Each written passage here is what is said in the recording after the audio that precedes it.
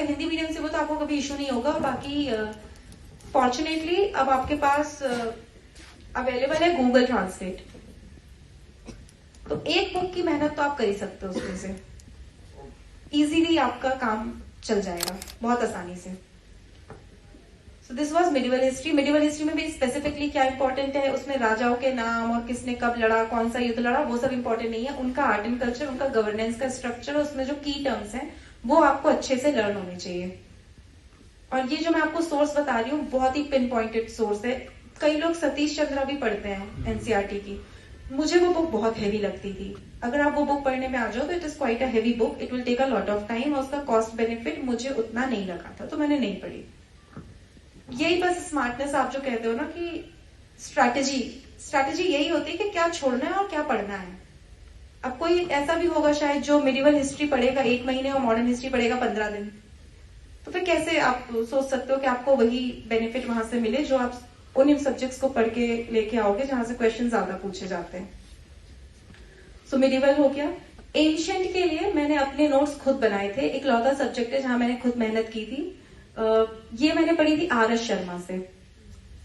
ये कुछ लोग तमिलनाडु बोर्ड से भी पढ़ते हैं, जो उसका पार्ट 1 है क्लास 11th की बुक का, वहां से भी आप पढ़ सकते हो।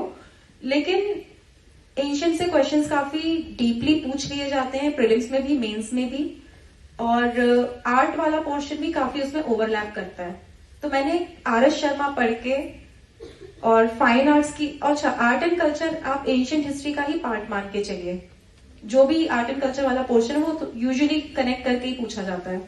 तो मैंने क्या किया था, मैंने RS शर्मा पढ़ी, फाइन आर्ट्स की एनसीईआरटी पढ़ी क्लास 11th की, नितिन सिंघानिया सर के हैंड रिटन नोट्स, ये 3 सोर्स पकड़े और अपने नोट्स खुद बना लिए। अब सपोज अगर मैं इंडस वैली सिविलाइजेशन पढ़ रही हूँ तो पहले मैंने RS शर्मा से पढ़ा, और जब मैं नोट्स बनाती थी तो आधे पेज में नोट्स बनाती थी, आधा पेज ब्लैंक रखती थी। ब्लैंक वाले पोर्शन में आप फाइन आर्ट्स में जो इंडस वैली सिविलाइजेशन का आर्ट फॉर्म है उसके नोट्स उसमें ऐड कर दीजिए। फिर आप नितिन सिंघानिया सर के नोट्स पढ़िए, उसमें जो आपको एक्स्ट्रा मिलता है उसको भी अपने नोट्स में ऐड कर दीजिए। तो एक वो सुपर नोट टाइप की चीज बन जाएगी जहां पे सब कुछ होगा। कोई भी चीज एक सोर्स से इसलिए पढ़ने के लिए बोला जाता है क्योंकि रिविजन आप करोगे तो एक ही सोर्स से रिविजन कर पाओगे।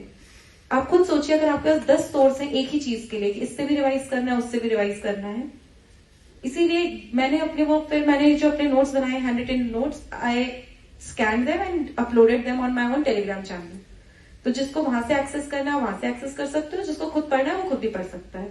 और हिंदी मीडियम का भी इसमें इशू इसलिए नहीं कि सारी किताबें हिंदी मीडियम में भी अवेलेबल है। This was history. अब इसमें मैंने आपको बोला कि कोई भी चीज करो तो एक ही सोर्स से करो। लेकिन सपोज आपने स्पेक्ट्रम पूरी पढ़ ली, आपने कोई टेस्ट सीरीज दी, उसमें जो क्वेश्चन था वो आपको लगा कि ये तो बुक में नहीं दिया हुआ है, क्या करेंगे? एक ब्लैंक पेपर लीजिए, उस ब्लैंक पेपर में लिख लीजिए कुछ थोड़ा सा जो भी आपने वहां से नई इन्फॉर्मेशन ली है, और उस पेपर को अपनी बुक में जाके टैप कर दीजिए। उससे क्या होगा कि जब भी आप रिवीजन करोगे आपने अपनी एक किताब उठाई और उसमें सारी इन्फॉर्मेशन अवेलेबल होगी, जो टेस्ट सीरीज से सीखा है वो भी, जो खुद पढ़ा है वो भी, मतलब एवरीथिंग एट वन प्लेस। तभी रिवीजन पॉसिबल है। अगर हर चीज आपने 10 जगह पे फैलाई हुई है तो आप रिवीजन करने के लिए आपको बहुत इश्यूज आएंगे। हिस्ट्री में किसी को कुछ पूछना है? हिस्ट्री की बुक लिस्ट में से या टेस्ट सीरीज या कुछ भी, एनी? हाँ, स्पेक्ट्रम का जो नया एडिशन है ना, उसमें लास्ट में एक चैप्टर पूरा डेडिकेटेड है post independence India after Nehru करके, ऐसा तो कुछ चैप्टर है वहां पे, उसको आप पढ़ सकते हो। और अगर आपके पास पुराना एडिशन है स्पेक्ट्रम का तो एनसीईआरटी आती है कि इंडिया आफ्टर इंडिपेंडेंस की, आई थिंक क्लास 11th या 12th की एनसीईआरटी है, उसको पढ़ सकते हो। भी बहुत ज्यादा मोटी सी बुक नहीं है, पतली सी बुक है, हार्डली 10 दिन में खत्म हो जाएगी। 2 में से आप कुछ भी कर सकते हो। मैंने स्पेक्ट्रम वाले से ही पढ़ी थी क्योंकि उसमें चैप्टर इंक्लूडेड था। और किसी को कुछ पूछना है?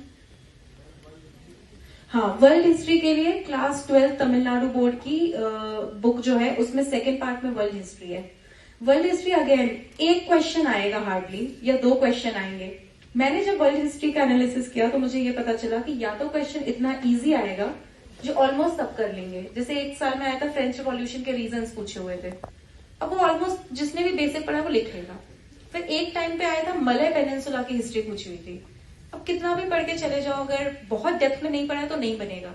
तो मेरी स्ट्रैटेजी वर्ल्ड हिस्ट्री की ये थी कि मैं इतना पढ़ूंगी कि अगर क्वेश्चन इजी आता है तो वो मुझे बन जाए।